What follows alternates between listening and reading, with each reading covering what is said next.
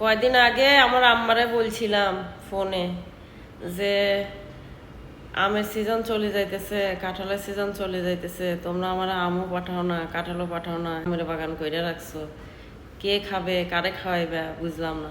হিলে আমার মায়ে বৃষ্টির মধ্যে কয়টা আম পাড়ি ফাটাই দিছে দেখেন। শ্বশুর বাড়ি থেকে বাপের বাড়ি দূরে হলে যা হয় আর কি। আমার শ্বশুর বাড়ি দূরে হওয়াতে মানে আমি থাকি চট্টগ্রামে, আমার বাবার বাড়ি বগুড়াতে, যার কারণে আসলে আমি অনেক কিছুই মিস করে ফেলি।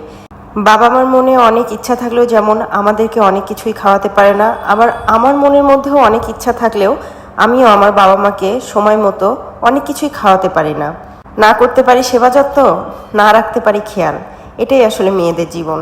ছোটবেলায় আমার মাই ছিল আমার একমাত্র বন্ধু বান্ধবী, যাই বলে না কেন, আমি ছিলাম আম্মার অনেক কোল ঘেঁষা। আর বিয়ের পর আমি হয়ে গেছি সব থেকে দূরের একজন। আমার বিয়ে হয়েছে তো দূরে, তো যার কারণে আমি আসলে কোনো কিছু দেখতেও পারি না, খাইতেও পারি না। হেরা খায়, গল্প শুনি, তা আমি মাঝে মধ্যে বায়না ধরি আর একলা একলা খাইলে হইব, আরে পাঠাইতে হইব না, আরে দিতে হইব না। ধর চাই আলগাইতে পারি কিনা চাই। রে এই হচ্ছে আমার মায়ের আর মায়ের গাছের আম। ওকে।